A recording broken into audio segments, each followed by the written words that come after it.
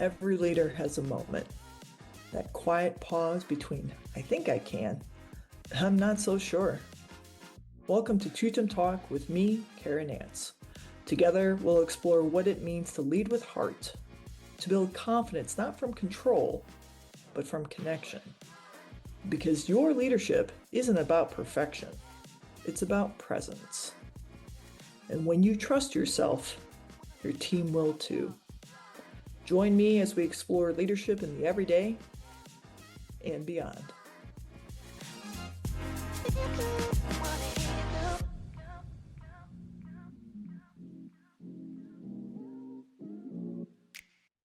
Welcome to Tutum Talk. I'm your host, Cara. And before I say anything else today, I want to start with something simple and sincere. Thank you. Truly. This episode is releasing on Thanksgiving Day here in the United States. And if you're listening today, the fact that you're tuning in today means something. It tells me that your leadership, your growth, your presence, these things matter deeply to you, whether you're listening on Thanksgiving Day or not, or any other day. And I'm honored that you allow me to be a part of your journey. Whether you're listening this morning while preparing a meal, or later tonight after a long day with family, or even on a quiet moment when today doesn't feel very festive, I'm grateful you're here. Today felt like the perfect day to explore something tender, something powerful. Relearning how to trust yourself. Because so many leaders, especially heart-led ones, move through life checking, double checking, explaining, waiting, scanning for approval, or questioning whether they're doing it right. And what if the next evolution in your leadership isn't about doing more? What if it's about coming home to your inner voice again? Let's breathe into that together. When I ask leaders, when did you stop trusting yourself? Most can't answer with a specific moment. And that's because it doesn't happen all at once. Self-trust rarely shatters. It dissolves.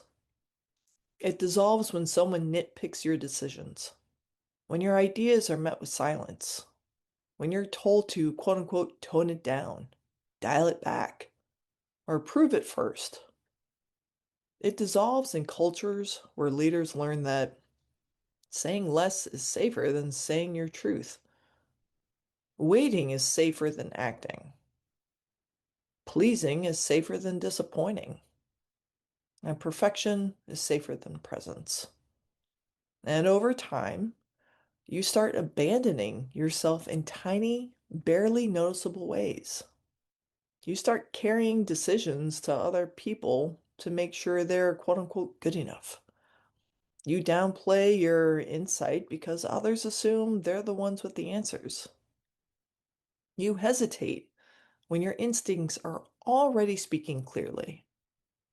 And the erosion is so quiet that you don't realize it's happening until one day your confidence feels unfamiliar, like it moved out without telling you. And if that sounds familiar, you're not broken. You're human. And you've been shaped by environments that didn't know how to honor your voice. But here's the good news. What was learned can be unlearned. What was softened can be strengthened again. And what was doubted can be remembered. And I want to tell you something you might not believe yet. Your instincts have never stopped speaking. You've just learned to lower the volume. One of my favorite things about Clifton Strengths is how it reveals that your gut feelings are not random. They are patterns. They are reliable. They are consistent. They are part of your design.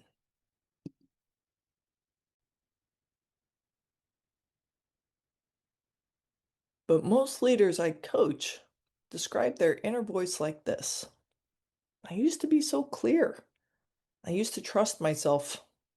I used to know what felt right. And when we dig deeper, it's almost never that their voice disappeared, it's that the world around them got louder.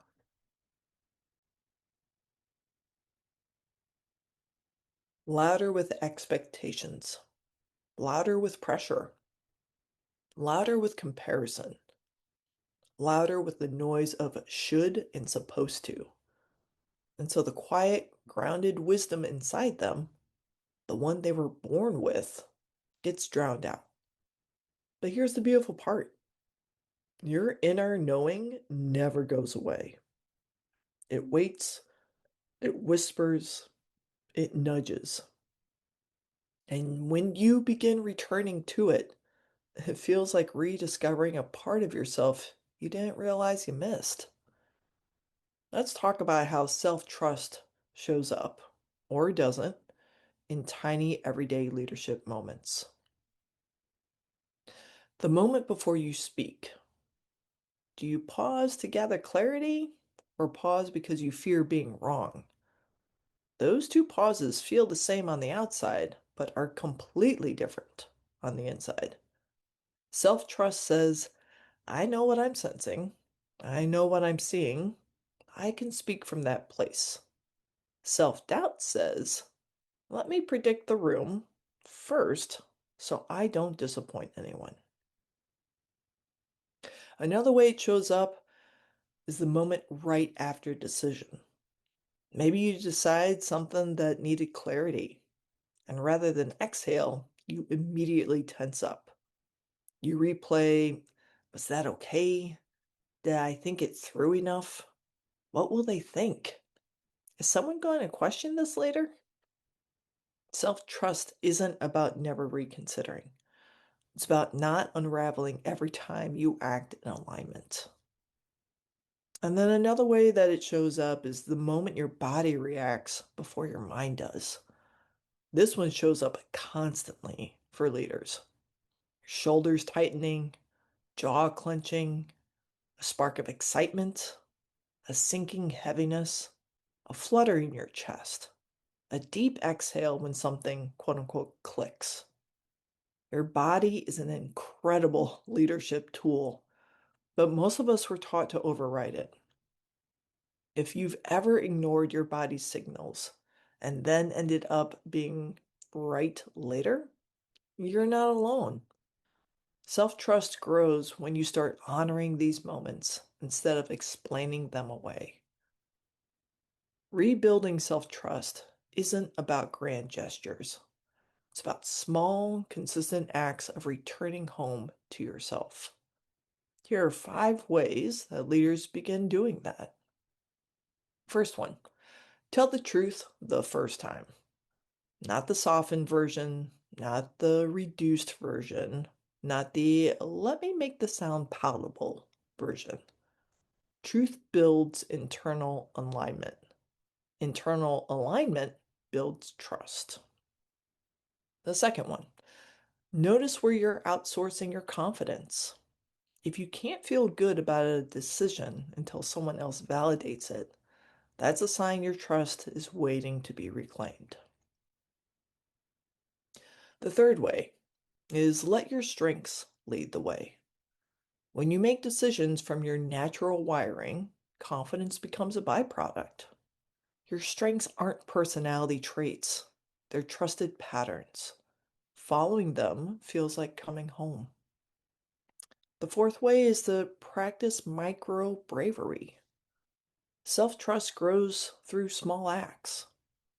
Saying the thing you've been avoiding, asking for help before you're drowning, declining a request that doesn't align, delegating what you've been white knuckling, and naming your boundary without apologizing. And number 5, remember that your voice is not fragile. You can disagree without breaking connection. You can redirect without being harsh. You can lead with clarity without becoming rigid. Your voice is more resilient and reliable than you think. Since today is Thanksgiving, I want to offer a moment of reflection. Where have you abandoned yourself this year? And where have you found yourself again? Maybe you trusted your voice in a meeting when you normally would have stayed quiet. Maybe you set a boundary you used to avoid. Maybe you made a decision that felt aligned, even if it wasn't popular. Self-trust is built moment by moment. And even if you feel disconnected from it today, you can choose to take one step back toward it.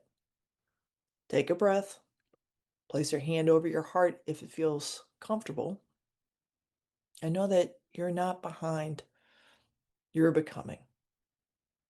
Thank you again, truly, for spending part of your Thanksgiving day with me. It means more to me than you know.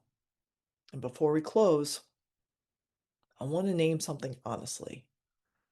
The holidays, they can feel lonely, even when we're surrounded by people, even when we're supposed to feel joyful, even when everything on paper looks fine.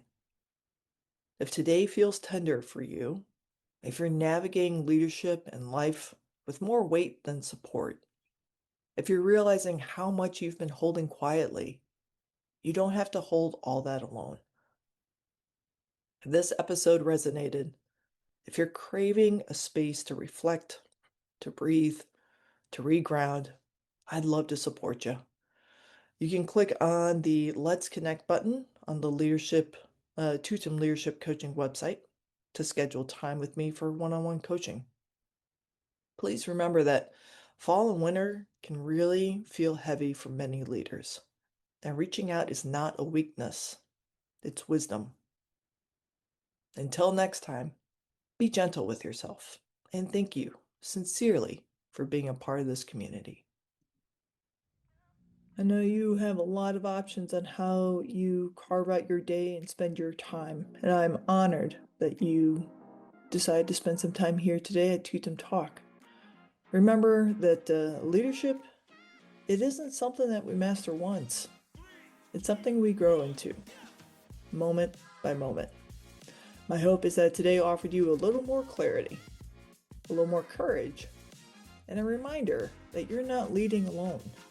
If this episode resonated with you, I'd love for you to share it with someone who might need it too. And remember, confidence doesn't come from having all the answers. It grows from connection, curiosity, and the courage to keep showing up. I'm Cara, and this has been Tutum Talk, exploring leadership in the everyday and beyond.